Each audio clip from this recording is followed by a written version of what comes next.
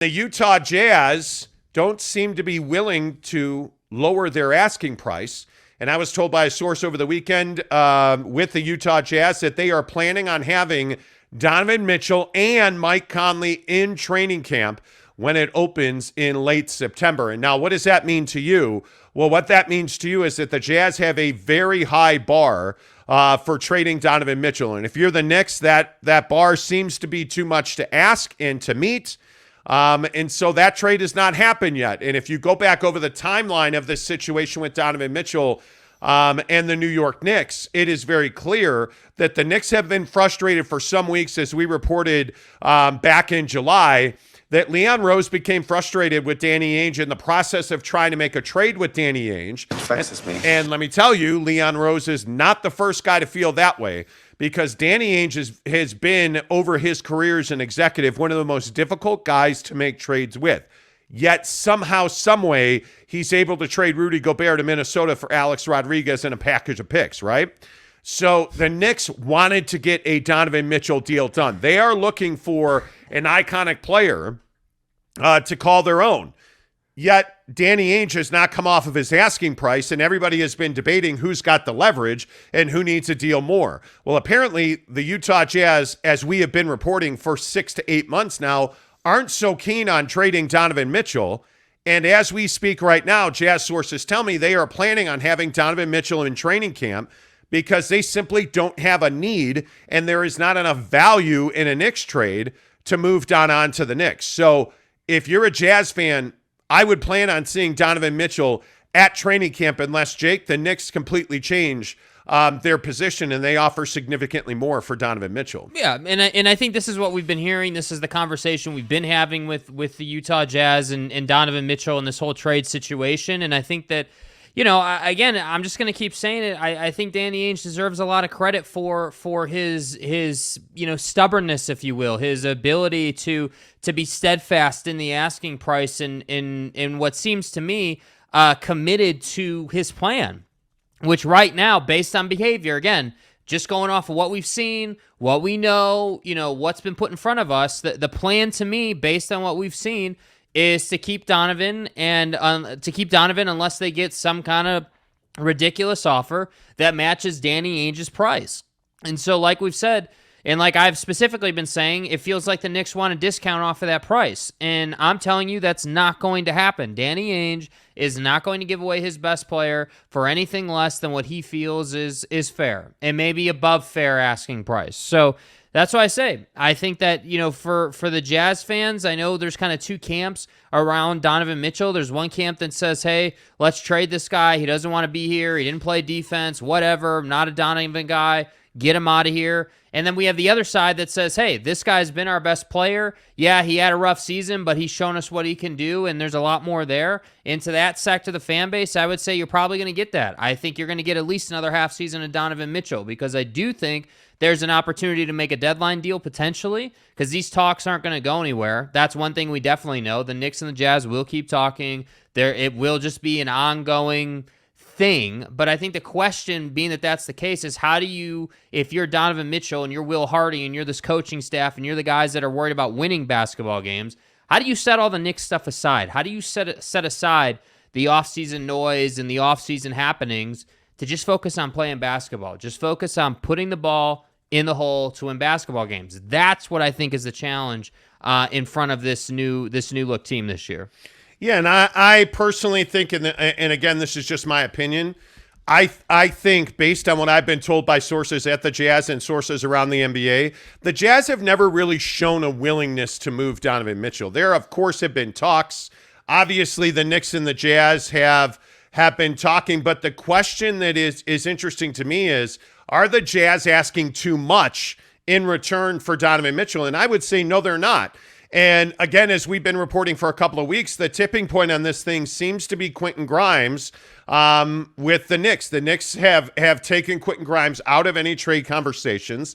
They told the Jazz that Quentin Grimes is not available, which, again, I think makes perfect sense if you're the Knicks. But then it also makes perfect sense if you're the Jazz, to not trade Donovan Mitchell to the Knicks because Quentin Grimes is a must-have if you're the Jazz. And I think when you look at the appetite of the Utah Jazz and you look at what they've consistently said, the Jazz have told us before the Rudy Gobert trade, we are not interested in trading Donovan Mitchell. We are not out shopping Donovan Mitchell. And once the Gobert trade happened, you had Adrian Wojnarowski at ESPN a week later say, hey, the Jazz are not trading Donovan Mitchell. They're going to build around him, which is what the Jazz have been telling us for almost a year at this point. Since before the Rudy trade happened, well before that. And so the Rudy trade happens, and all of a sudden there's just wild speculation that this team is tearing it down and they're rebuilding.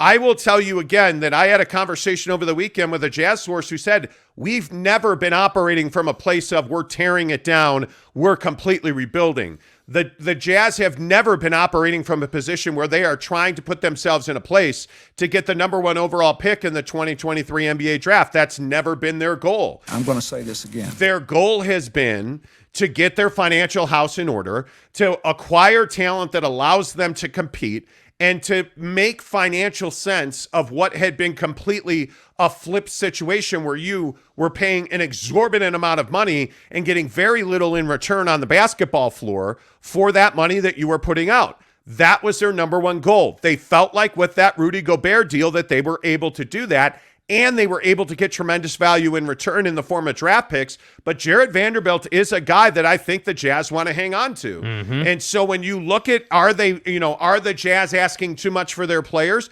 I actually don't think they are, because I really don't think they want to trade Donovan Mitchell. I will maintain that. We have said that from day one. If you've listened to the show, I've never gotten the sense that the Jazz were out in the marketplace earnestly trying to make a Donovan Mitchell trade. That just hasn't been the position that they've been operating from, which is why Danny Ainge has consistently had a very, very high bar for Donovan Mitchell. I think they were from the jump trying to trade Rudy Gobert.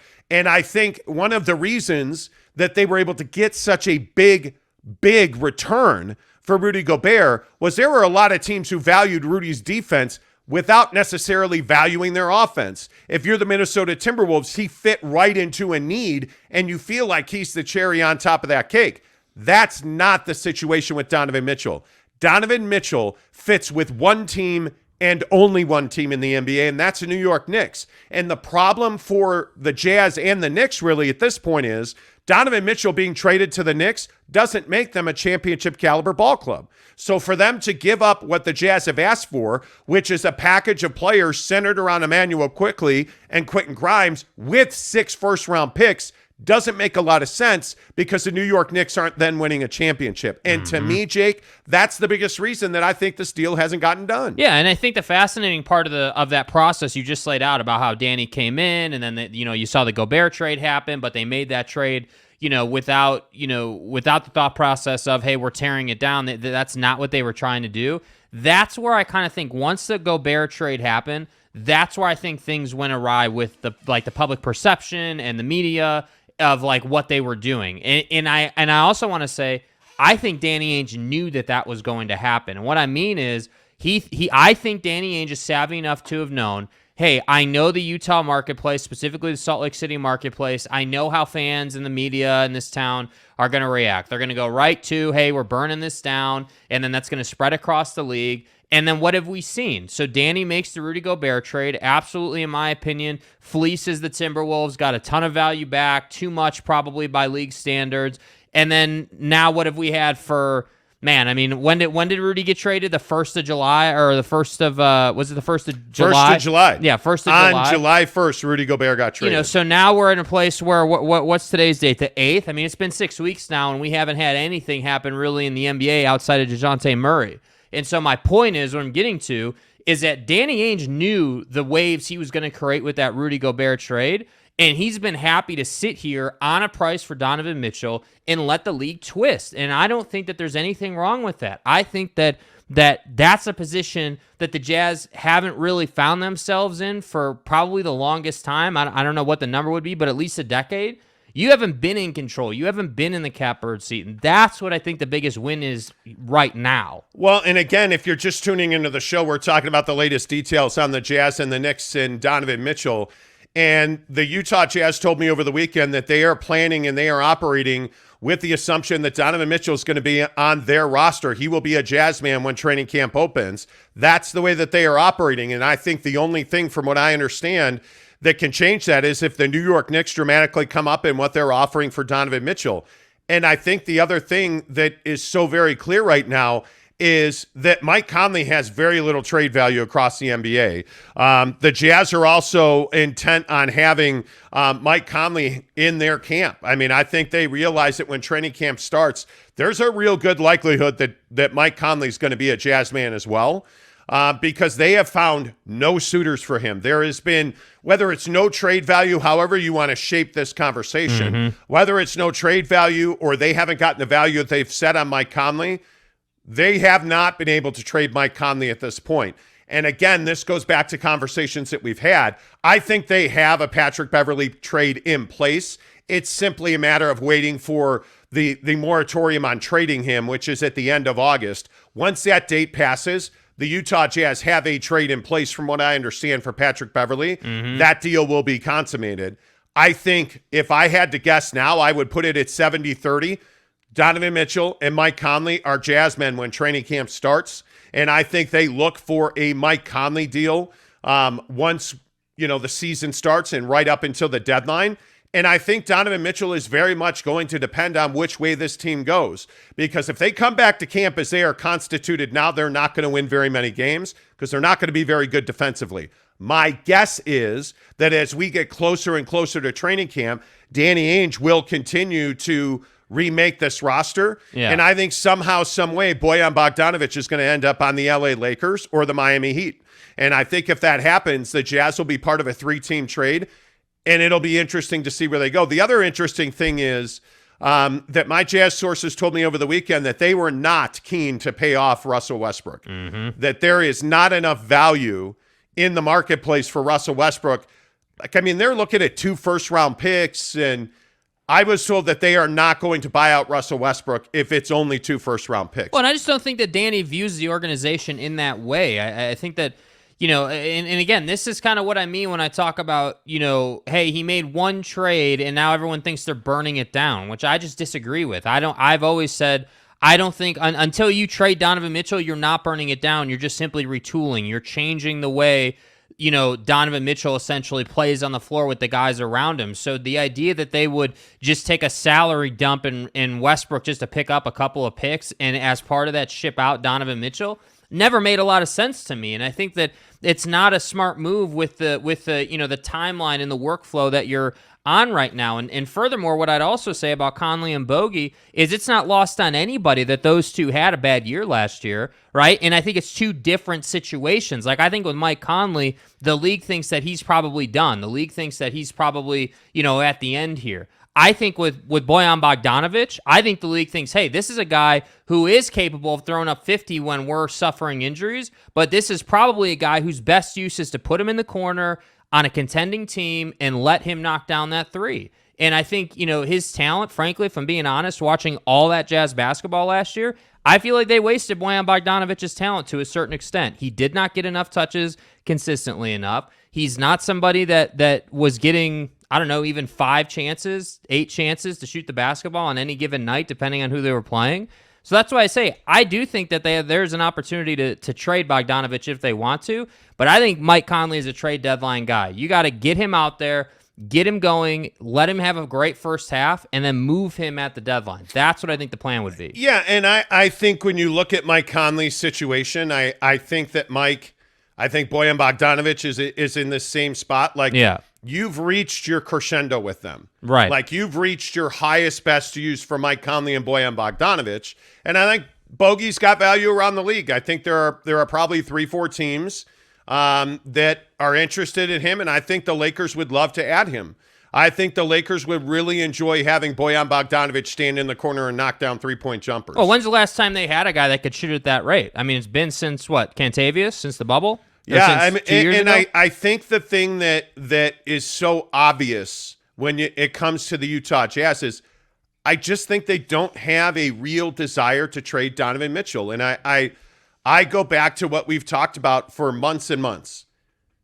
it's going to take a Brinks truck to get Donovan Mitchell out of Utah. And, a month ago or so at this point, I was told that Danny Ainge would be derelict in his duty. He'd be irresponsible if he did not at least talk to the Knicks when you're talking about 6 draft picks. Yes. I mean, if you can get 6 draft picks for Donovan Mitchell, are you not making that deal?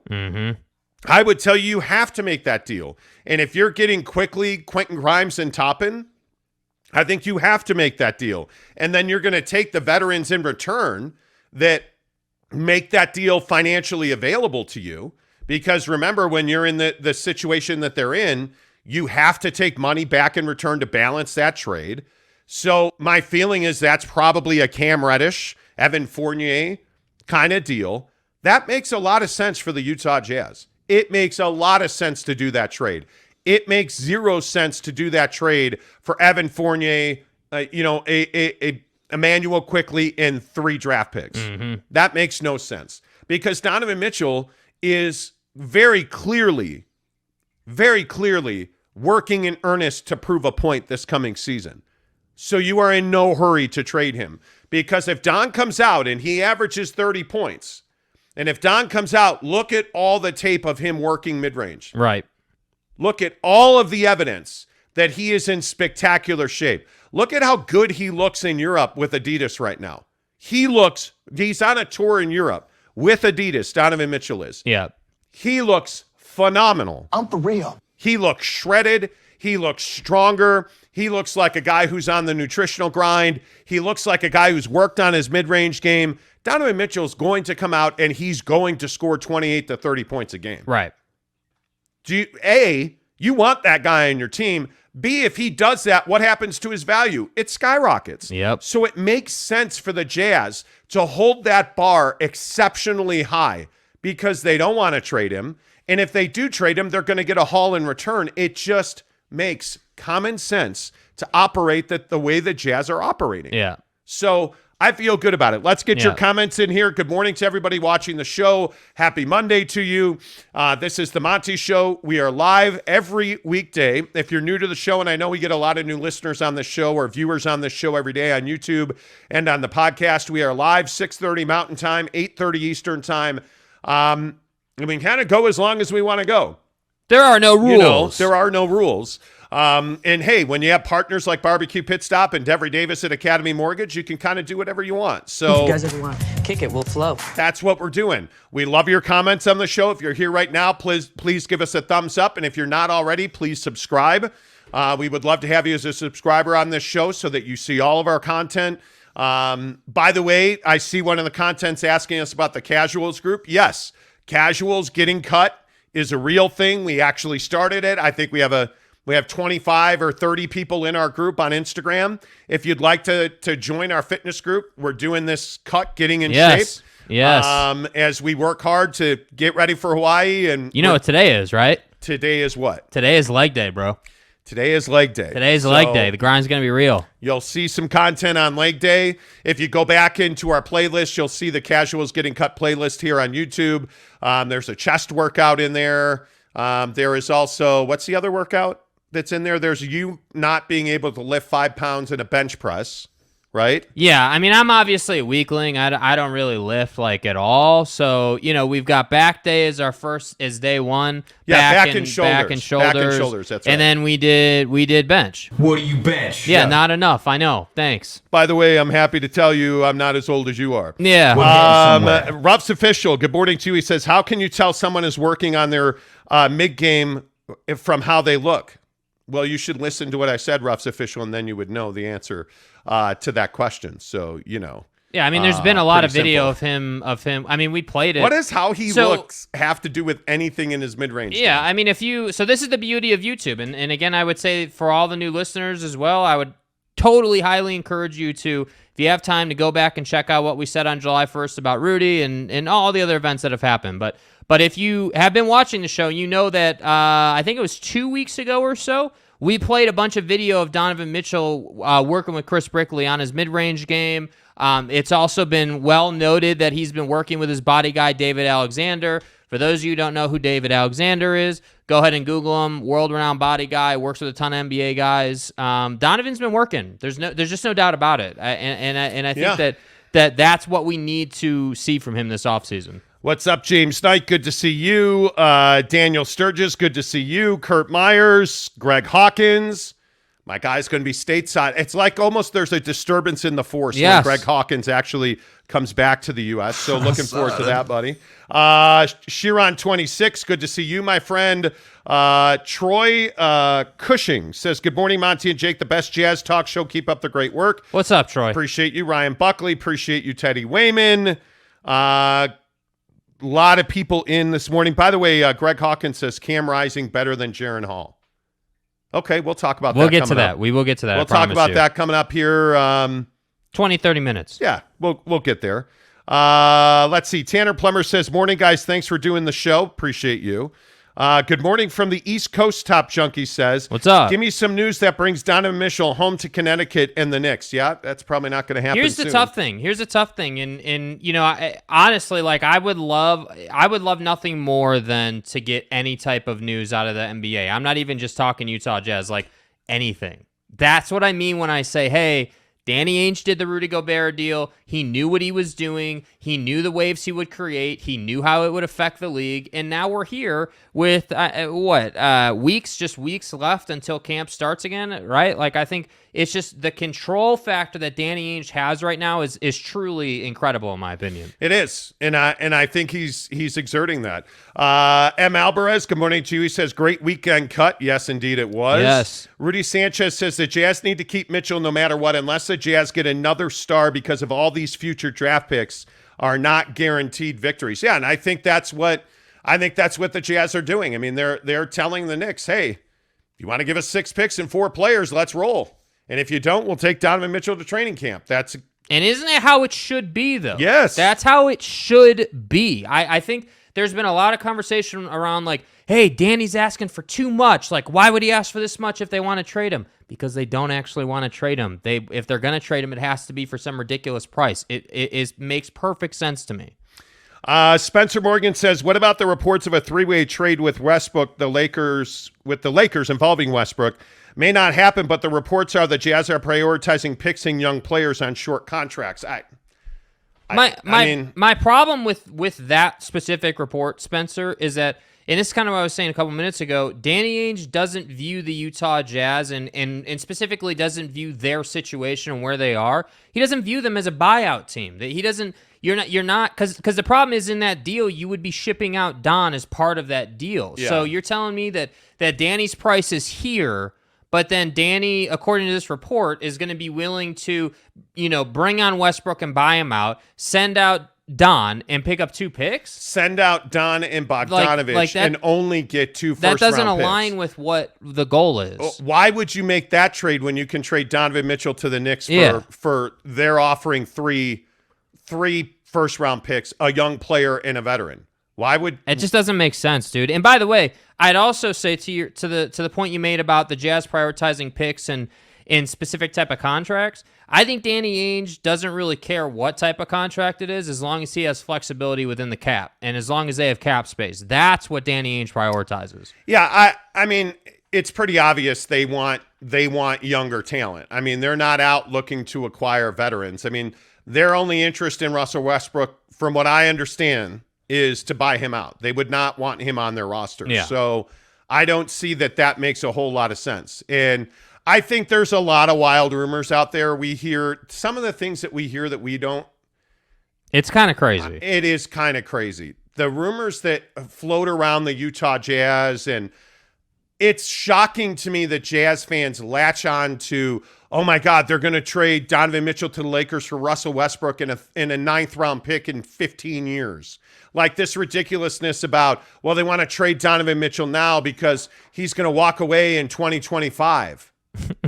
Like, that's shocking to me that was something Jazz fans believed in. Come on. That's crazy to me. You're not trading Donovan Mitchell because of something that's going to happen after 3 full seasons. Nobody and you said this Friday, nobody operates that way. Not a single individual in the NBA operates that way. You have to really take a lot of this stuff with a grain of salt. And whether we're right or wrong or what have you, I think if you watch this show for any amount of time, I think you would have to understand that we don't just report everything we hear. Yeah. We're not this is not the throw it against the wall and hope it sticks show. I think what we have proven over time is we're pretty responsible with the rumors we get, because we don't just report one-off rumors. And I think there's a lot of that going on around the NBA. Like this Kevin Durant situation in Brooklyn. Yeah. This is crazy. Like there is Rick Bucher the other day reported a rumor that basically said, hey, Kevin Durant demanded a trade because Ben Simmons left a team group chat, like a text group. He left what are you that talking group. about, man? Kevin Durant had enough. He requested a trade. It's like, you really think Kevin Durant's walking away from the Brooklyn Nets because Ben Simmons left a group text? That's what you think is happening. Yeah, apparently. And I know that Kevin Durant is a guy that likes WhatsApp and they use team chats, and Kevin Durant is not walking away from the Nets over Ben Simmons leaving a text chat. Yeah. Like, that's not happening.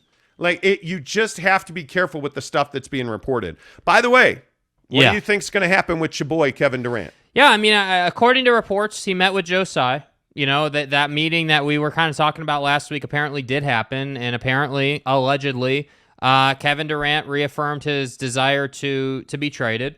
So I would, if that's true, I'd be surprised if Kevin Durant was still a Brooklyn Net when camp hits. But I just think when we look at the business in the NBA and how things are going, particularly how slow they're going, I could also very easily see a scenario where Kevin Durant is in camp as a Net and they trade him at the deadline. I could see that happening because, again, and this is kind of the same thing that's happening with the Jazz, I guess. Joe Tsai in that front office group are asking a ton for Kevin Durant. And I think that when you ask that much, you're asking for trouble. You're basically putting yourself in a position where you're saying, hey, we're going to ask a ton, and we're happy to have an upset Kevin Durant on our team, I guess, you know? So that's why I say they're either going to have to back that price down, or they're going to have to be willing to hold their water and have frankly, a malcontent on their team for a while. And, you know, I don't know if you're Kevin Durant, what your answer is. Is Kevin Durant the sit-out guy? Is Kevin Durant the play-through-it guy?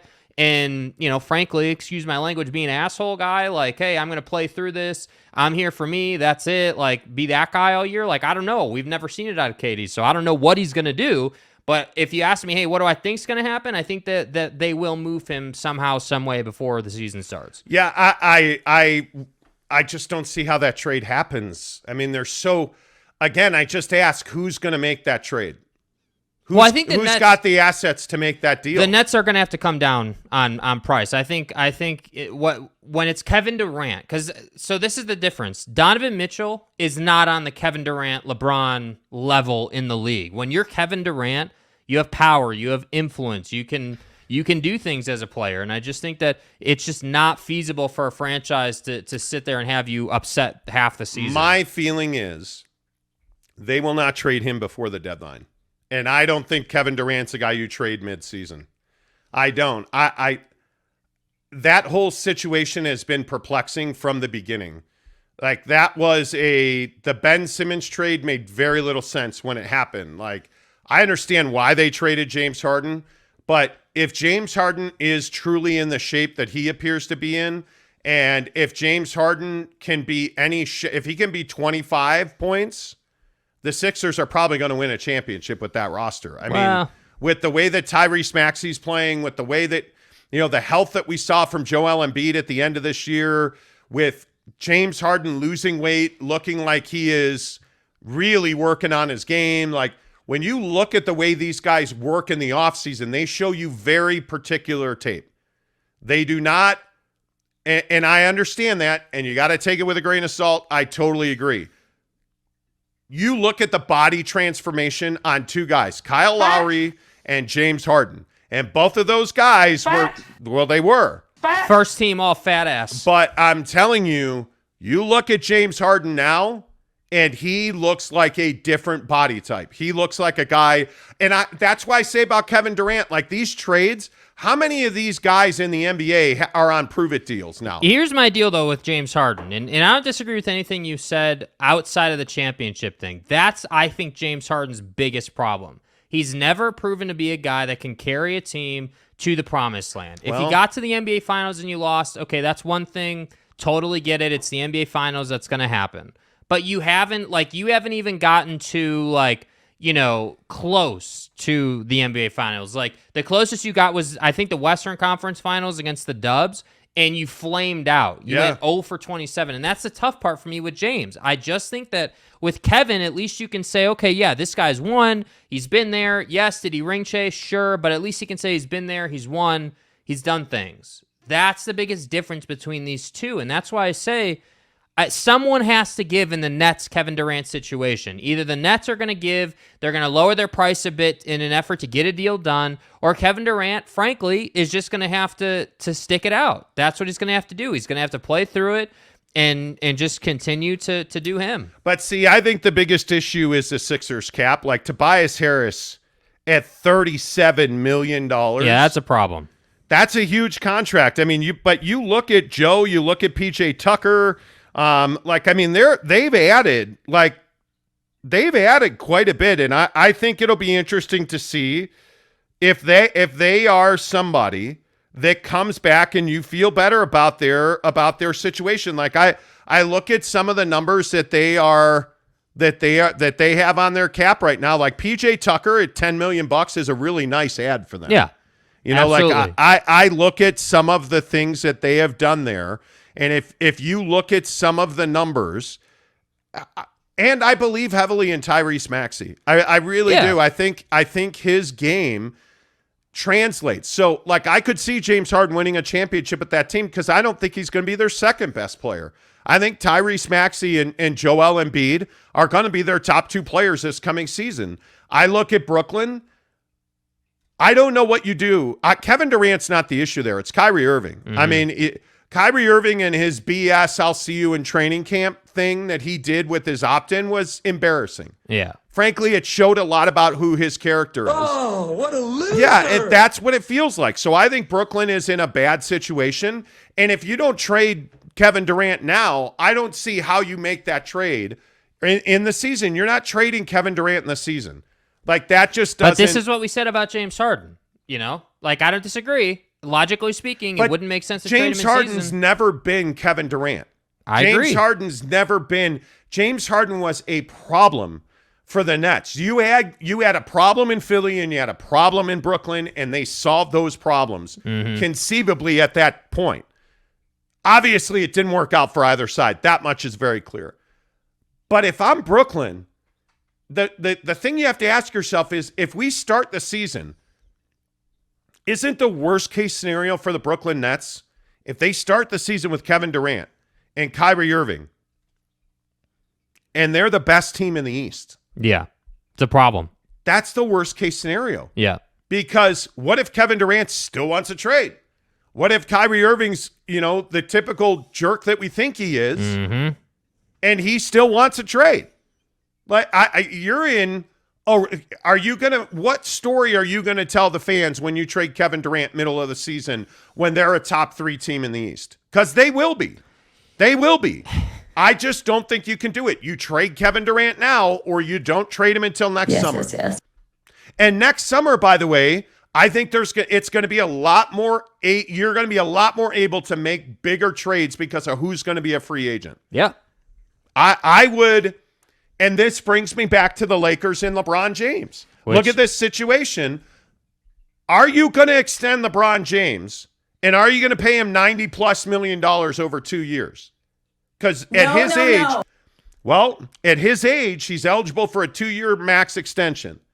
And the Lakers have not signed him or offered him a contract extension. I wouldn't either. I would make him prove it. Because see, he's a guy that the team has ultimate control of.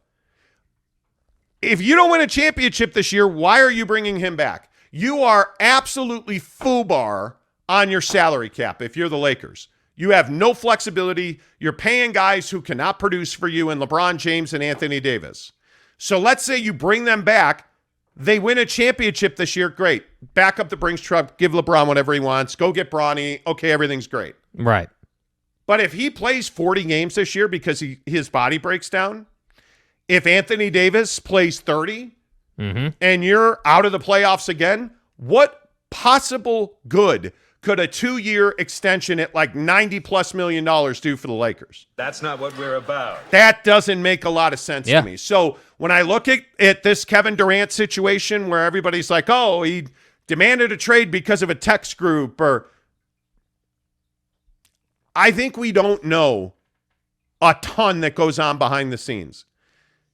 I think Kevin Durant goes to camp with the Brooklyn Nets. On that particular thing, what would you Yeah, I mean, I think that I think it's just difficult, dude. Like, yeah, I think he probably does go to camp because I think that the Nets are not going to come down on their price. But I think what can expedite the process is Kevin Durant being a pain in their ass. Like, that's what I think expedites the process, unfortunately. I think Kevin Durant, I don't even know that it's sitting out. Frankly, I think it would be playing. But it's like the old Kobe thing. Kobe being all pissed off at the Lakers, so what did he do? He played, but he wouldn't take a shot, right? I'm not saying you can do that all year, but I'm saying there are things like that as one of the best players in the league that you can do. And so really it just comes down to, and this would fall into things we don't know because they're behind the scenes, but it really comes down to how bad does Kevin Durant want to be traded? How bad does he want to be moved? Is he desperate? Is it just something that he wants but like isn't hell-bent on? Like, I don't know. But my point is that when we talk about what they're going to do with Kevin Durant,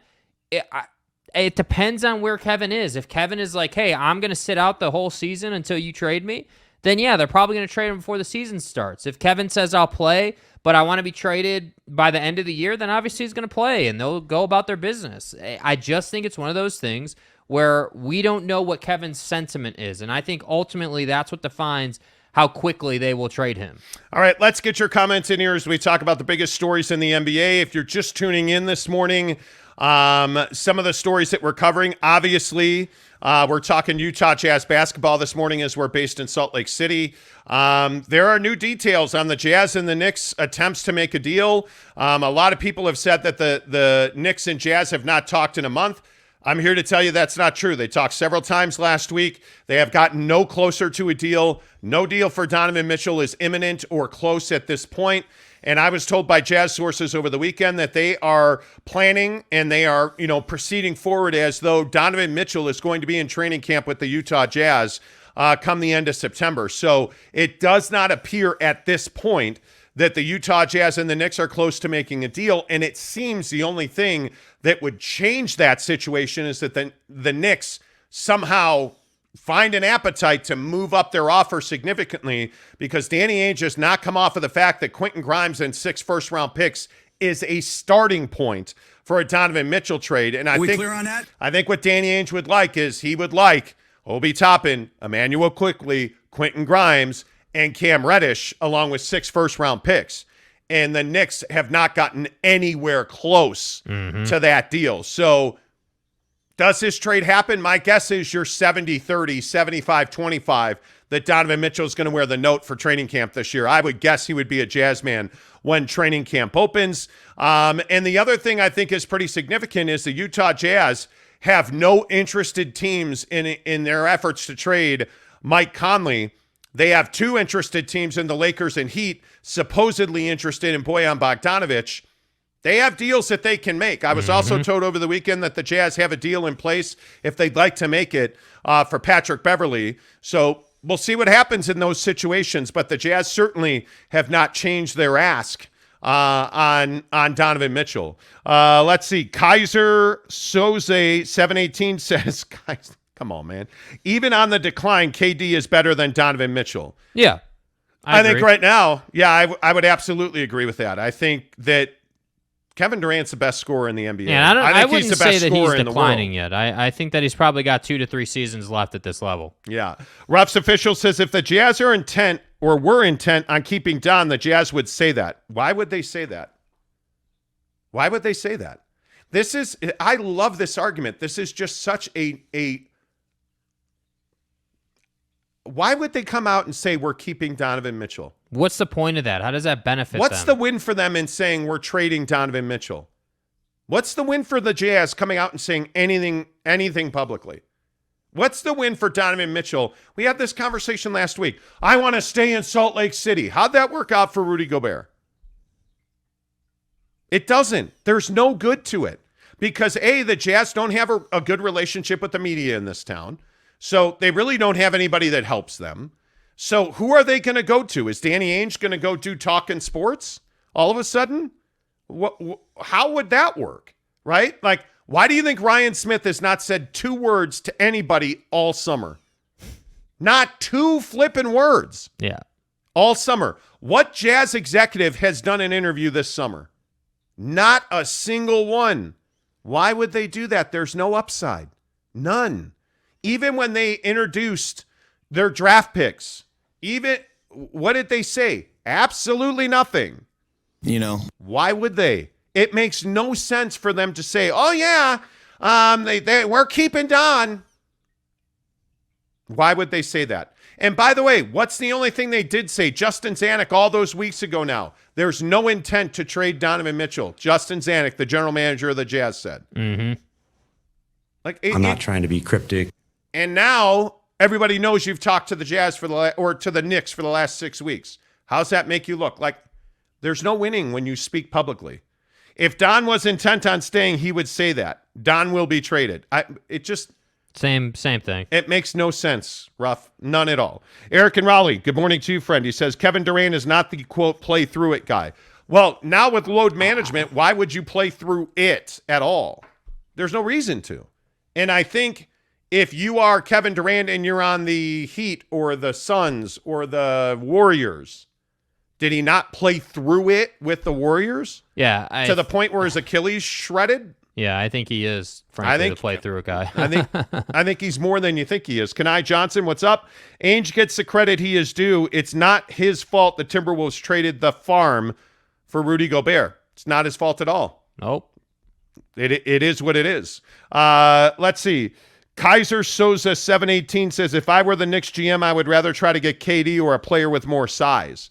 Well, the problem is Kevin Durant doesn't make you a championship contender. They're multiple pieces away, and they're multiple developmental years away from winning a championship in New York. And I don't know if that happens soon or not. Tanner Plummer says, we all know what's going to happen to KD. He's going to try and get a contender in order to get another ring. Okay, well, why is that a problem? And isn't he on a contender now with Brooklyn? So you got to stop. We have to stop criticizing guys for being ring chasers. Hey, guys. What do you want guys to do? Not win championships? Hey, I'm going to stay with one franchise. Damian Lillard. I'm going to stay with Portland even though we have no chance to win a championship. I'm going to stay with Orlando. I'm going to stay with whoever has no chance to win a championship. Why is it a bad thing that guys are out trying to win rings? I still don't understand that. Pudge NYC, what's up? He says, KD has business ventures in New York City. He's staying on Nets or Knicks. Could be. He's not going to the Knicks. That would be shocking if he ended up with the Knicks. Let's see. Hazansky Gaming says, TikTok, wait till the deadline. You're going to get Evan, Cam, and 3 picks if you wait till long. I think the Knicks and Jazz make a trade now or they don't make a trade. Yeah. This is the negotiations between the Jazz and the Knicks have been described to me as contentious at times. Yeah. And that Leon Rose is incredibly frustrated with Danny Ainge because Danny just won't budge. No, and I guess not. I think that's an indicator of a lot of things.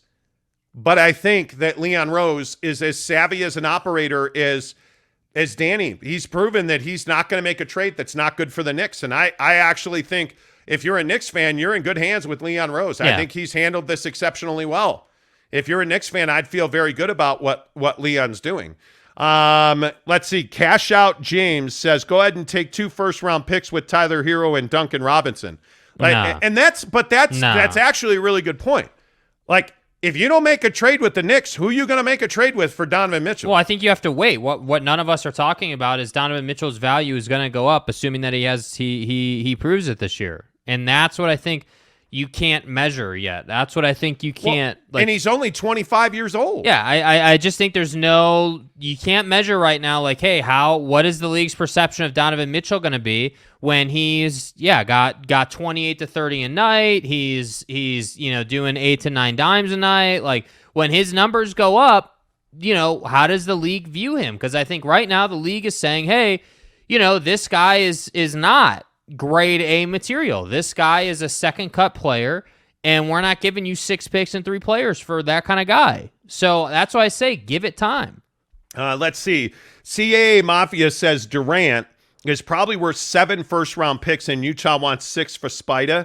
LOL, like, come on, what is Spida, Michael Jordan? But this is my point. Stop having the conversation from a how much is he worth standpoint. That's not the conversation. It hasn't been, bro. Not at all. The conversation is Danny doesn't want to trade him.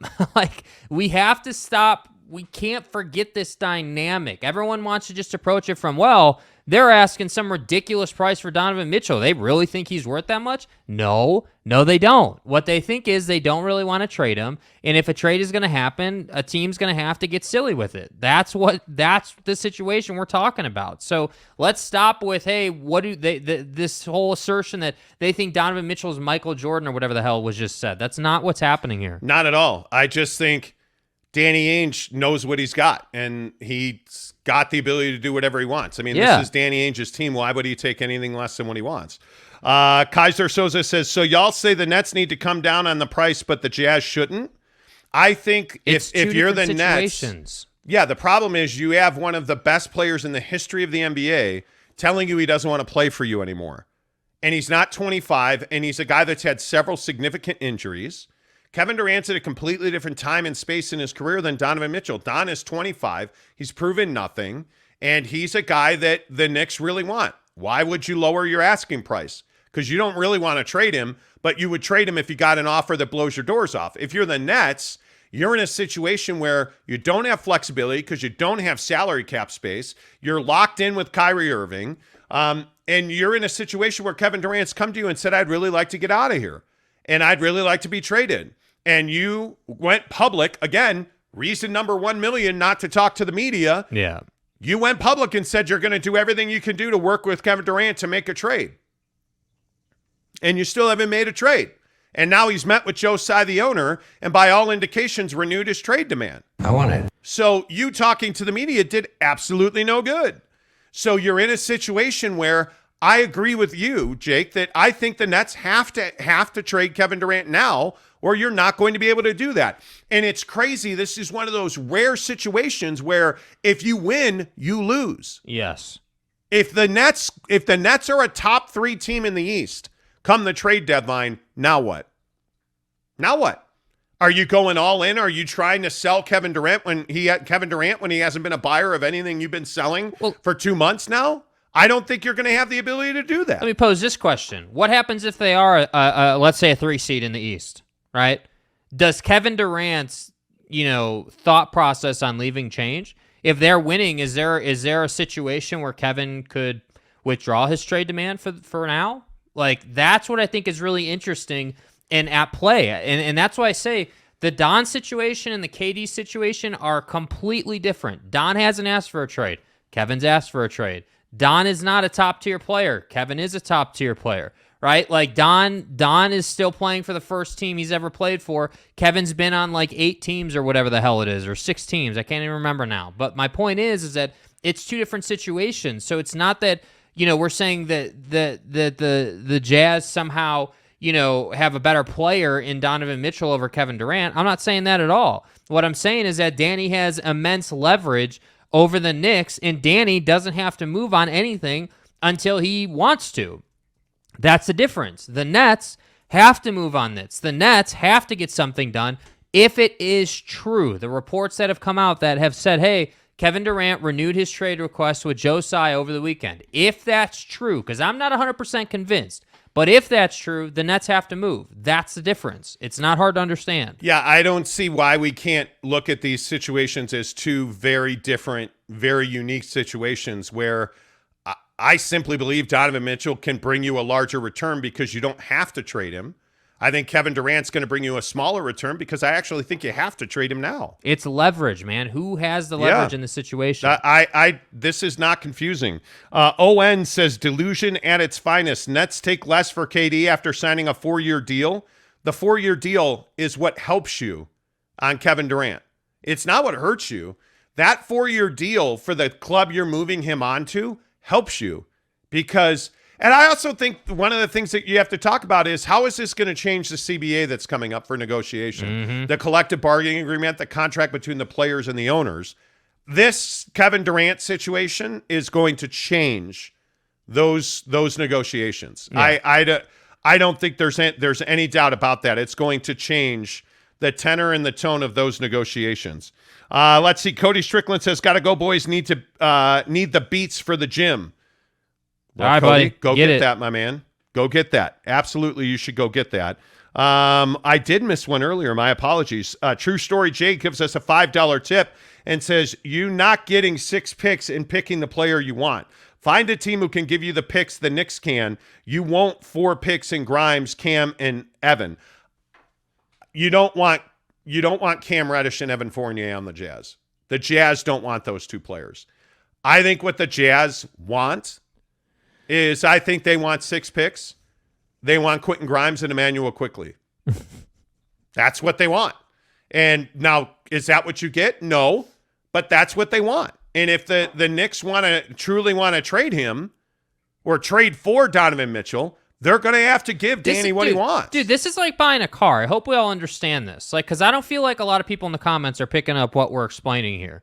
Danny Ainge does not need to move Donovan Mitchell. I do not need, when I go into a car dealership, to buy the car that day, right? So when you go in and buy a car, the way you should be negotiating that is you should say, hey, this is the price I want to buy it for. This is the price I want my trade to be. Take it or leave it. And if they say leave it, then walk out. And magically, what do you know? 5 minutes later, they're able to do the deal. It's incredible how that shifts, isn't it? So the point is that Danny Ainge is not going to come off of his price because he does not have a trade request from Donovan Mitchell. He has no pressure to trade Donovan Mitchell. There's no reason for him to trade Donovan Mitchell at this time, especially when you see the kind of work Don's been putting in. So I say it's not about, the conversation is not about, oh, is Donovan worth this or worth that, and Kevin's worth this or worth that. That's not the conversation we're having. We're having a conversation about leverage. Danny has leverage. Joe Tsai and that ownership group and that front office do not have leverage, and that's the difference. Yeah, I think that's a really good point. I do. Leverage is the whole deal. Mike Maple said, "Good morning, guys. Kept it real since the offseason started. Thank you for consistent truth and entertainment. Keeping me looking smarter at work every day." Attaboy. It's what we Attaboy. do. It's what we do. We set you up for success. I was talking to Emmanuel at the gym on, I guess it was yesterday. My guy Emmanuel, who turns out was a listener to the show, and we actually lifted some weight together yesterday. You know. Emmanuel, I appreciate you. And he was saying the scary thing is that if the Jazz keep this roster together, they'll score as many points as anybody that they play. Oh, yeah. And that's absolutely, Emmanuel, you're exactly right. They'll score with anybody. They're just not going to be able to stop anybody. And that's why I'm saying you're going to get a different, and this is why I think Don's going to have a huge year. You're getting a different setup for Donovan Mitchell. You're not in this offense that with all due respect to Quinn Snyder, suffocated Donovan Mitchell, allowed the defense to double Don all the time, allowed a situation that didn't allow Donovan to thrive. But now you're going to play in an offense where you legit, I have no problem saying you should score 115, 120 a night. I would expect that out of this team. Now, you can't stop anybody, sure, but the Brooklyn Nets couldn't stop anybody either, and they went to the Eastern Conference Finals, right? So my point just is I'm not saying that they'll be that good. They're not going to be Kevin Durant, Brooklyn net good, but would anybody be surprised if the Jazz rolled up as a 9 seed in the postseason and got through the play-in? Would anyone be surprised if they were a 7 seed? I wouldn't be surprised, and that's what I'm saying. They are not rebuilding. They are retooling. Big difference. JJ47K says if Mitchell is worth 6 picks, then Giannis must be worth a decade worth of draft picks. But again, this is And again, I don't know if you guys are just joking or what the deal is, but this is not rocket science. No. It's not rocket science. Donovan Mitchell is not worth six picks straight up. Like, everyone knows that, but that's not the conversation we're having. No, it's what are the Knicks willing to pay? Yeah. That's what Donovan Mitchell's worth. Yeah. CAA Mafia says, for Jazz fans, what is walking away from 6 picks before the most stacked draft? You aren't winning with Spida, so why hold on to him? Less time on contract, the less you get. Yeah, I mean, obviously, if you are going to trade Donovan Mitchell, you are positioning yourself for the draft. So the draft pick, I think, is incredibly important, because I also think what it does is it gives you the opportunity to trade for a veteran, because this is not an organization that has a long history of signing big-name free agents, right? No, I guess not. You're not the Lakers, Knicks, Nets. You're not those guys. But what you are is a team that can trade because you have leverage, and you have that leverage in the form of draft picks. That's why Danny is asking for so many draft picks. Yeah. It's not a matter of what Giannis is worth versus Don. That's a ridiculous conversation, because they're not worth nearly the same thing as Kevin Durant and Donovan Mitchell are not worth nearly the same thing. Let's see. Mr. L Channel says the Jazz does not have the leverage. The Knicks can stay pat. Well, the problem is I've always loved this. The Knicks and the Jazz, leverage is such a funny thing. Yeah. The Jazz don't have to do anything. So Leon Rose does not have a star on his roster. No. He does not. And by the way, one of the other things that I talked about with somebody over the weekend, an NBA source that I know, they don't want Julius Randle on their roster anymore. They just don't. And the problem is the Jazz have no appetite, none, zero desire. He's a bum. Want for Julius Randle, none. So if you're the Knicks, the problem that you have is the veterans on your roster solve no issues for the Jazz. Yeah. If you're the Jazz, the problem is the Knicks are not the same old Knicks. Leon Rose has done a very good job to this point, in my opinion. So and that's why I say I don't know that there's a deal to be made between these two teams, because I think it's been contentious between Danny and Leon Rose. It has been described to me that Leon Rose is frustrated with Danny Ainge, because Danny hasn't, and I agree, it's an unreasonable asking price for Donovan Mitchell. Mm-hmm. But help me understand why you would lower it.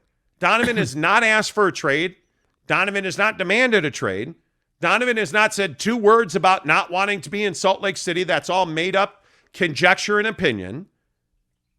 You don't have to trade this guy. There's no pressure from the Jazz side of this to trade Donovan Mitchell. None whatsoever.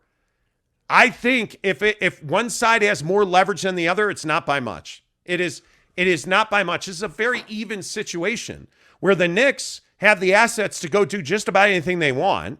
The Jazz have the assets to go do just about anything they want, and neither side needs to make this deal. Yeah. It's a want-to deal. And I think that's one of the biggest problems. There's no reason for either side to be married to this trade. And I think that logic applies to the league right now. The Kevin Durant thing is a want-to thing for teams other than the Nets. Yeah, I would agree with that. I think it absolutely is a want-to trade. Cash Out James says, Danny has no leverage. Stop with the lies, please. Okay, Cash Out, he has no leverage whatsoever. I mean, they're the Jazz are pathetic. They're the worst organization screwed. in Like, the league. I mean, and wow. It's really, I don't know what you do. God bless the Knicks. Danny has no leverage. That's why he got 87,000 picks for Rudy Gobert. Cold-blooded clean. Oh, he has no leverage at all. They traded $41 million worth of Rudy Gobert's zero offensive ability, and they got 6 picks. Walker Kessler. They got a guy in Patrick Beverley who 7 teams Malik Beasley have called about. Malik Beasley, another guy with value. Jared Vanderbilt, who I think the Jazz want to keep. Spinal. They don't have any leverage. No. It's embarrassing. We've got to stop sitting here making up lies and shit. Yeah. Like, I just can't believe that. It's truly incredible. Get out of here. Like, Danny has no leverage. It drives me crazy. When you say stuff like Danny has no leverage, yeah, it just tells me who you are and what you know about basketball. Brooklyn Buddha says your analogy describes Leon Rose's position. because I think they're in very similar positions.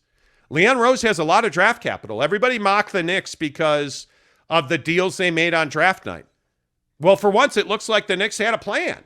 And it's not Isaiah Thomas pulling the strings, it's Leon Rose. Mm-hmm. And I think, as I've said for weeks, I think Leon Rose has proven himself because it's all part of the plan to be a savvy operator. And neither one of these guys, the thing that I think people have to understand is neither one of these guys, Leon Rose or Danny Ainge, the Knicks and the Jazz, neither one of them are in a desperate have-to situation. Who would you rather be, the Knicks or the Nets? Right now, I think I'd rather be the Knicks. If we're truth-telling, I don't want a complete malcontent and then one of the best players in the league demanding a trade publicly. The Knicks are probably in a better situation. Probably. Because they got to prove that they're not the same old Knicks. But I think Leon Rose has done a good job with it. John Jackson said a year ago you talked about how important for Ryan to build the front office. This summer is showing how he's doing. Rudy trade, huge deal. New young coach looking at long term. I think Ryan's done a really good job of bringing guys in. Ryan Smith, the owner of the Utah Jazz. Yeah. Of bringing guys in who know what he doesn't know, who can do what he wants to do but has never done and doesn't know how to do. That's Danny Ainge. He's done a really good job of letting his basketball guys handle the business of basketball. Now, I wish he would do a TV deal. I wish the Utah Jazz would do a TV deal. I wish they would create unique one-off content that wasn't what they did with the uniform release, because that was terrible.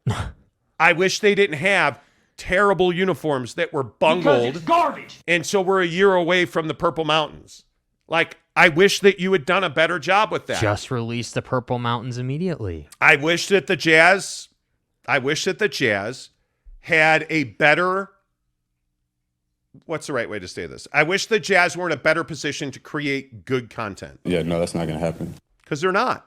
The TV deal, the lack of a real quality streaming, like anything, native one-off content.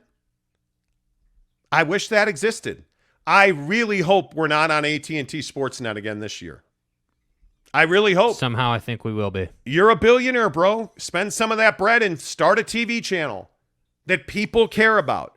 Do a deal. Hey, man, if you got to do a deal, you're already in bed with KSL. Put all your games on KSL TV locally. Y'all feel me? Do a deal. That would be a smashing success in Salt Lake. You've got to have your games on TV where all of your fans in Salt Lake City can see them. Yeah. Because I got to be honest with you. I don't watch local Jazz basketball. I watch the visiting broadcast 9 out of 10 nights on the League Pass.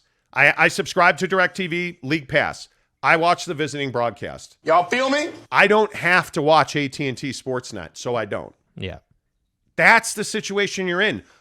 Do a deal with somebody somehow, some way that forces me to watch, and God, please don't, Holly Rowe and Craig Bolerjack, because nobody wants that deal. Back is broken. Right? Yeah, seriously. But like the amazing thing is that I think Ryan Smith hasn't done a bad job. Yeah. He has not done a bad job. He just hasn't knocked it out of the park. And one of the hard parts about being a billionaire is just because you have money doesn't mean you have success. Mm-hmm. And I think it takes time as an owner who's never really owned anything like this. I think it takes time to and it takes failure, frankly. Anytime you're trying to do something in business, anytime you're trying to do something you've never done, failure is an important part of the recipe for success. Right. And so he's failing with this jersey thing. He's failing with his TV thing. In my opinion, he's failing with his radio thing.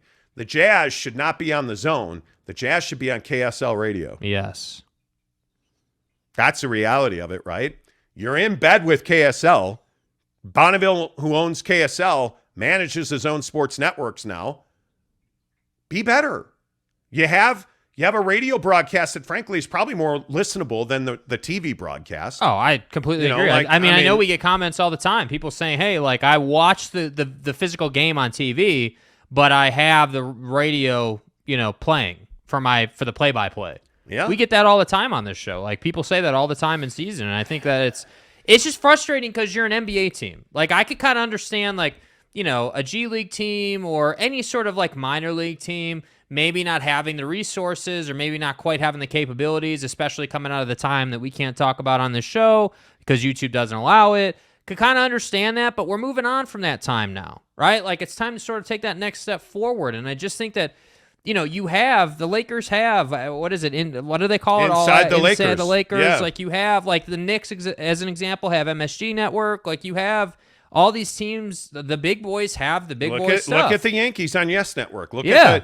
at and I hate it, but the Cubs have their own TV network. Like, I think it's where the biggest and the best are going. But, like, the Cubs are a good example. Cubs fans were not thrilled, and I wasn't thrilled personally, about the transition off of WGN to Marquee. That was not something that anybody wanted. Nobody was about it, mainly because the Cubs and the ownership group suck, and they're not spending money, even though they're billionaires, and the prices of hot dogs are super high. But what do? You watch the network because you don't have a choice. And that's what I would say to Ryan Smith and the Utah Jazz. Don't give your fan base a choice. Create something and make them go with it. That's how you win in business. Well, and I think this is something, speaking of the Knicks, like, look at the position the Knicks are in. Yeah. The Knicks are the best example of this. The Knicks have one of the greatest arenas on the planet. Madison Square Garden is a place everybody wants to play basketball. In the greatest city on earth, in my opinion, in New York City. And you have MSG, like, you have all this money, and you can't win because your owner's not great at owning. And so what did he do? I'm hoping Jimmy Dolan understands, and so he turned over basketball to Leon Rose. Mm-hmm. And it looks like Leon's moving the franchise in the right direction. Yeah. Because the owner stepped out of the way. Now, what have you done here in Utah with Ryan Smith? Well, apparently you've stepped out of the way quite early in the process and handed the ball to Danny Ainge, which I think is exactly the right thing to do. Deserves credit for that. I think you hired the exact right coach in Will Hardy. Yes. You're young in the right places. You're developing. The David Fizdale hire is huge because this organization has not historically developed or drafted talent well. Like, you're doing all of these things but to we're put waiting yourself, for that splash. we're waiting for that big step forward. Yes. And I think this season is probably the pain train for the Jazz. So we'll see what happens. I don't know. I just think it's a really interesting conversation. As we talk about new details on the Utah Jazz with Donovan Mitchell and the Knicks, as the Jazz now are operating, under a plan that has Donovan Mitchell and Mike Conley coming to training camp with the Jazz, because it does not appear that the Jazz and Knicks are close to or will be able to put a deal together before training camp starts. And the Utah Jazz also have no interested parties in the NBA right now that are looking to acquire Mike Conley. Now, there's still a belief around the NBA, frankly, that a lot of deals are in waiting. I can tell you that the Jazz have, a deal for Patrick Beverley. If they want to make that deal when he's eligible to be traded at the end of the month, they can make that deal. But there is kind of a domino effect that still has not happened because the Rudy Gobert trade, one, kind of turned the league on its ear. Yeah. The Kevin Durant trade demand, followed by DeAndre Ayton signing that offer sheet with the Indiana Pacers that was matched by the Phoenix Suns. All of those things just continue to throw wrenches in the NBA trade gears. So things have not really moved exceptionally well. So I think there's still a belief around the NBA that there are going to be a number of moves that are going to come down. And if I'm a Jazz fan, I fully expect the Utah Jazz to trade Bojan Bogdanovic to either Miami or Los Angeles. And I do expect Donovan Mitchell to come to camp with the Jazz. Now, what could change that? I think very clearly either the Knicks coming up with a significantly better offer than they have to this point, which I would not expect, or a trade, a 2 or 3 team deal. It'd have to be at least a 3-team deal, that would net the Jazz that same kind of draft pick haul and talent haul that they would expect in return for Donovan Mitchell, a la the trade they made with Minnesota for Rudy Gobert. I think outside of those scenarios, I think Donovan Mitchell is very likely coming to camp with the Utah Jazz, and I think he will be an all-star wearing a Utah Jazz uniform on February 19th. Which I think is also not the main consideration, but I think that's in the background. I think that is something they are very cognizant of. Hey, we can't be just a trash team this year. That's not going to work. Like, and I don't think they ever wanted to be that, you know. And I think that it just, I think that this is a very unique situation. I think that it's unique for Jazz fans, for Knicks fans, and for the NBA. I think people just want to look at it at face value and be like, oh, well, he's not worth 6 picks, so that's a ridiculous offer. But you have to understand what's happening in the context and the situation and what they're trying to do. And I just think that, you know, the TV stuff we were just talking about, when you look at that side of the Utah Jazz business and you combine that with this whole trade thing, there's an opportunity, if they do this right, to be one of the best teams from a total package standpoint in the league. But you got to get a TV or a streaming deal done. You got to move on from this. And that's my biggest question right now. When do we get to move on or sort of put the Don to the Knicks thing to bed for a couple of months? Because that's honestly what I think the team needs when you get to camp. Like, if he's here and you get to camp, you got to put the Knicks thing to bed for a while. Yeah, I think it'll be interesting to see what happens. Let's see. Knicks will be 2026 NBA champions, says. If the Az want to play hardball with Donovan Mitchell, then they stand to lose more than the Knicks. I don't know what the Jazz have to lose here. Listen, if I'm the Knicks, I probably don't make this deal. I come to camp with what I have, and I make a deal probably in October. If you really feel like, because no matter what the Knicks do, let's be very honest about where the New York Knicks are. No matter what the New York Knicks do with this Donovan Mitchell trade, they're not winning a championship because of that trade. Let's just get that out on the table now. Nobody thinks that making this deal for Donovan Mitchell, and let's say that it's 3 picks and 2 players. Right. So let's just surmise that you don't trade Grimes, you trade Emmanuel quickly, Obi Toppin, and 3 picks with Cam Reddish to get Donovan Mitchell. Right. Are you a better team the day you make that? Well, you're probably not. You're probably going to score more points. I would guess that Donovan Mitchell is going to be a significantly better defensive player this coming season. But making that Donovan Mitchell trade doesn't make you a championship caliber team, especially not when you look at Milwaukee, Chicago, Philly, Brooklyn. You look at the teams that are really talented in the East.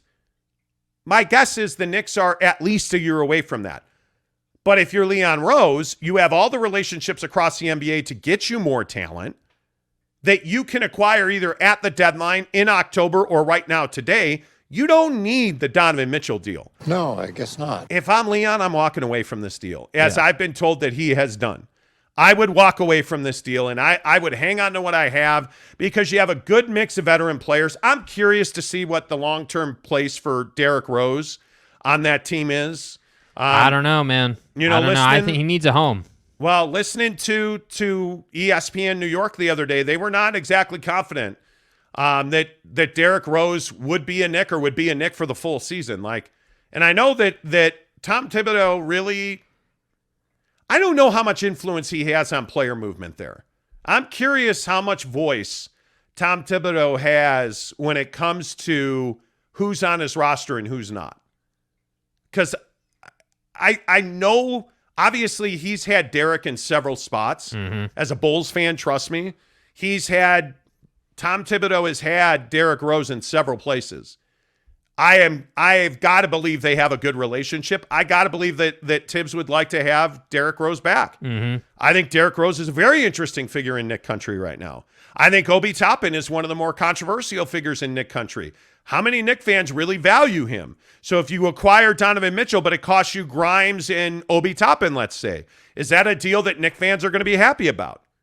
I would think not. If you're giving up Quentin Grimes as a Knicks fan, I would think that would not be a deal that you would love. Oh, you mean you gave up your entire future for a guy like this?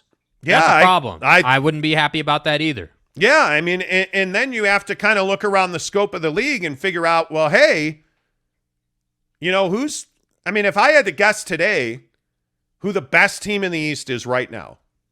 I mean, Boston went to the finals. You're probably nowhere near Boston. Yeah, Boston's definitely, I think Boston and Milwaukee are tied for the 2 best teams in the East, and then it's probably Philly, and then it's probably Brooklyn. And if you look at the West, if the Jazz keep Donovan Mitchell, they're not a playoff team, a top 5 playoff team. Yeah. If they trade Donovan Mitchell, I don't think they're a playoff team at all.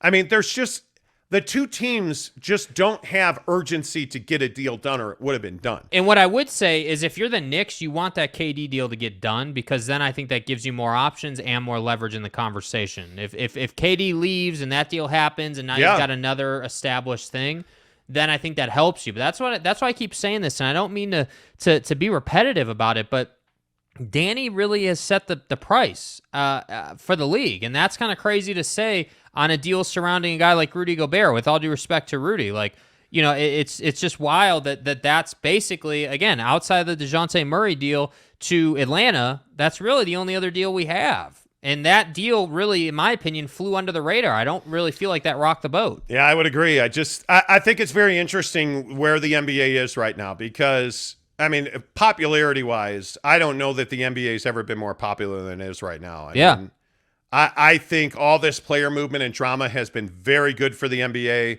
I think it has kept people, engaged. I think it has filled gyms for the Drew. Totally. I think it has filled gyms at the summer leagues. Well, look, when you have LeBron at the Drew, you're in a good place as far as the NBA is concerned. Yeah, and you have DeJounte Murray all over.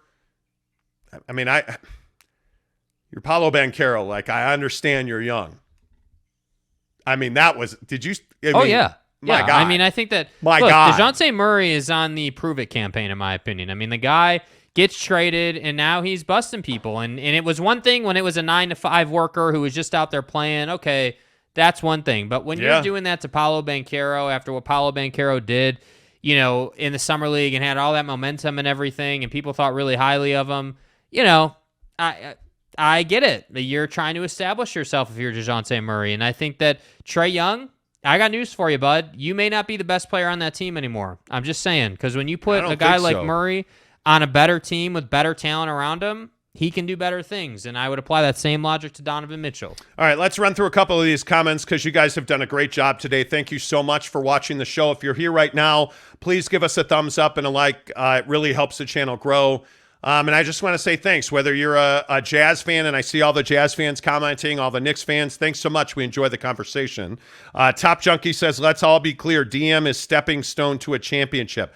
With Donovan Mitchell, we can now acquire that last piece for 2024-25 free agency. With that said, we have very good young talent. I think Quentin Grimes can be one of those pieces. Yeah. If you're the Knicks, I'd be really careful with that. Hazansky Gaming says a Knicks trade for Mitchell is not a championship move. It's a step in the right direction to be relevant. After trading Mitchell, Leon still has 8 first-round picks. These guys are hilarious. Well, I mean, it just depends on what you give up for Donovan Mitchell. Yeah, I mean, you don't have 8 first-round picks if you gave up 6. You're not giving up. You're not keeping all 8 of your first-round picks if you're getting Donovan Mitchell. I would keep that in mind. Tarek S. says, Coach Tibbs has less power now. He made some personnel mistakes in the past. That ship has sailed. Yeah, I think so. I would agree with that. I would totally agree with that. Kaiser says, I think the Knicks should wait for a superstar to go all in. Like I said, if the Clippers don't do well, I see fire sale happening over there. Or PG-13, try to improve around Kawhi. Kawhi Leonard, by the way, did anybody see Kawhi Leonard? That guy looks like he is talk about prove it. I'm tired of hearing about Kawhi Leonard. Show me you can stay healthy. Show me that you're still the same guy you were. You've been gone for 2 years, bro.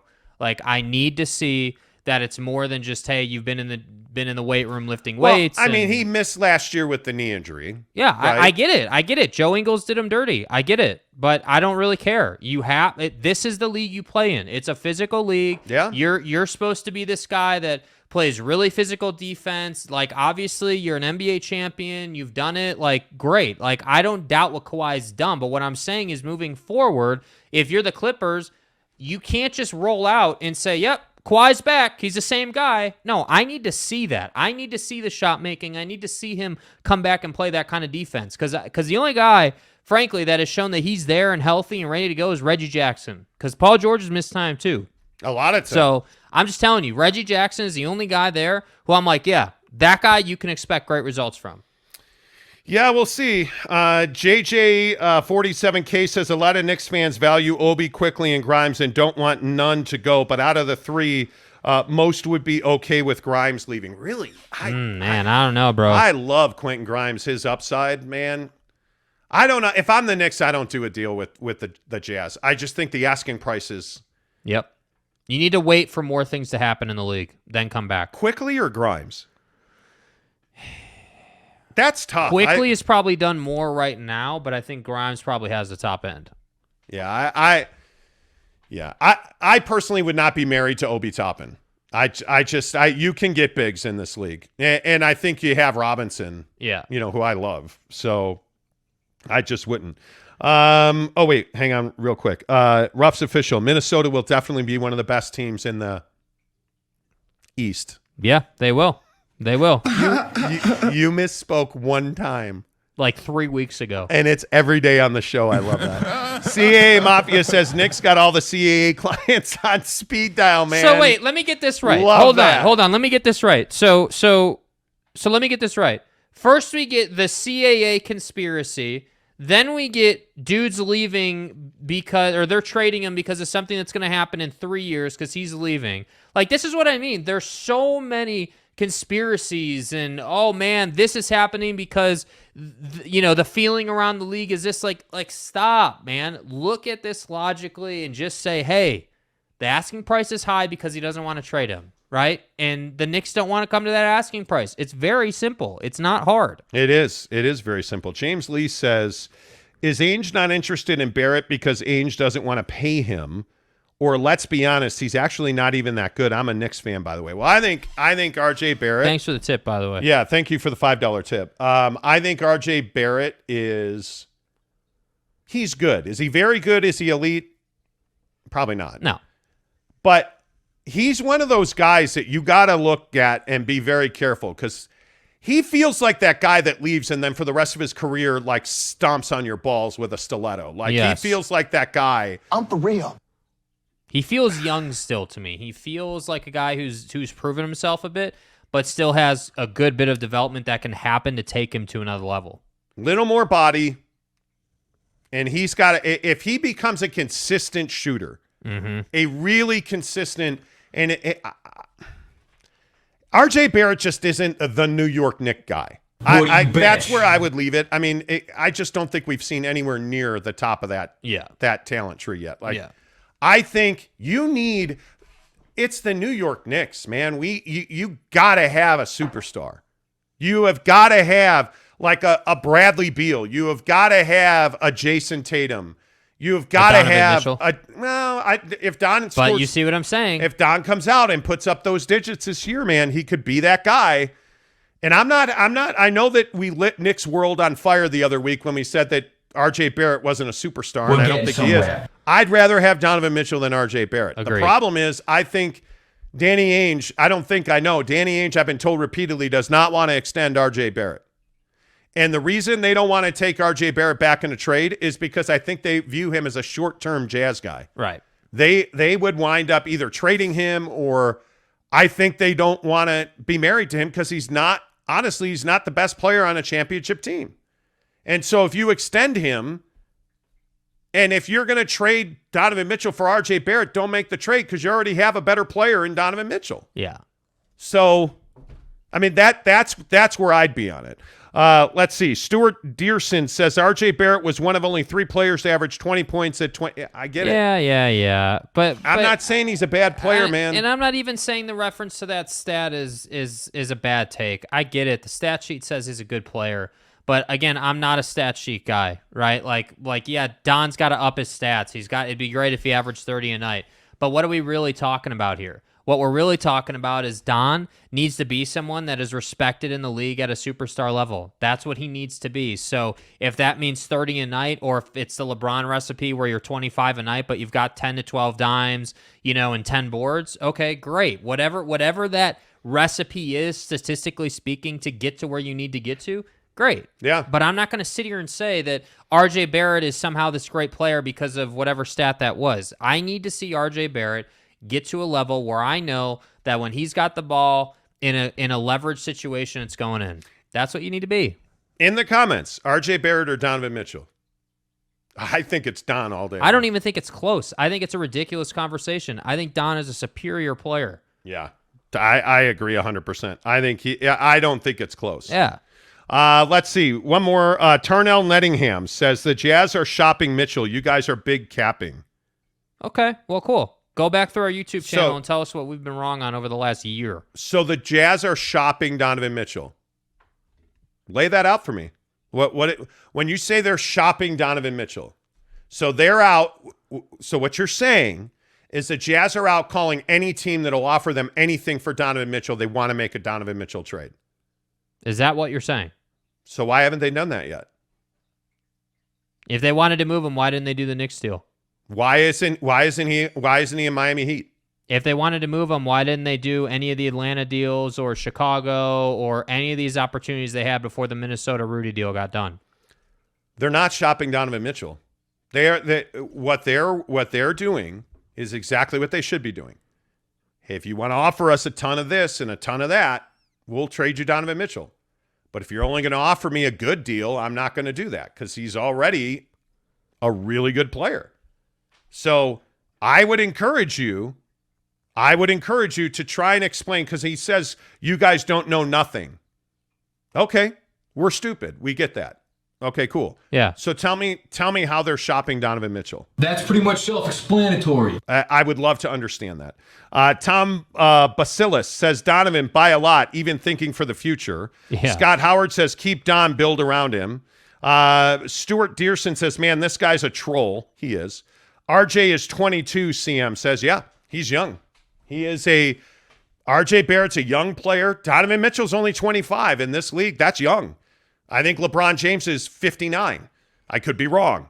My point is, RJ Barrett's a good player. I think Donovan Mitchell has superstar, top 5 talent. Yeah. And again, maybe I drink the Don Kool-Aid. Absolutely could be. Absolutely could be. Absolutely could be.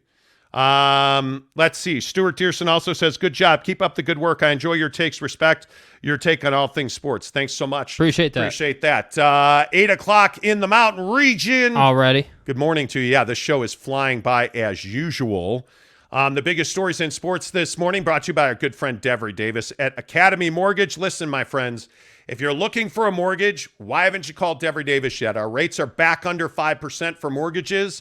Now, is that historically low? It's not, but that's a good number. If you're under 5% for a mortgage, you're going to do quite well on a house. And yes, you can afford that house that you've been looking for, right? Because when you look at Devery Davis, there's one thing I want to point out to you.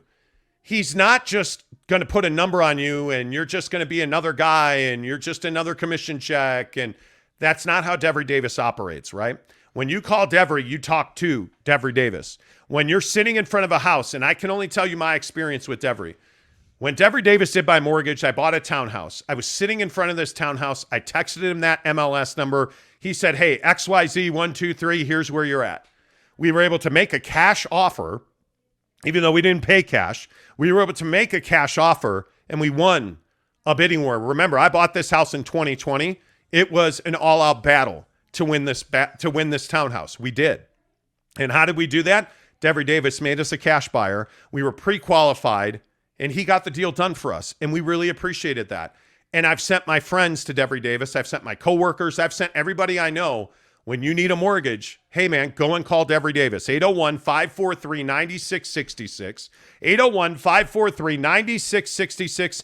NMLS number 278545. Devery Davis and Academy Mortgage are equal housing lenders. And by the way, if you're sitting here saying to yourself, I can't afford a down payment, can't buy a house, Mont. Well, here's what I would tell you. Devery Davis has a down payment program for you. There is down payment assistance out there. If you really want to buy a house and you're ready to rock and roll, call Devery today, 801-543-9666.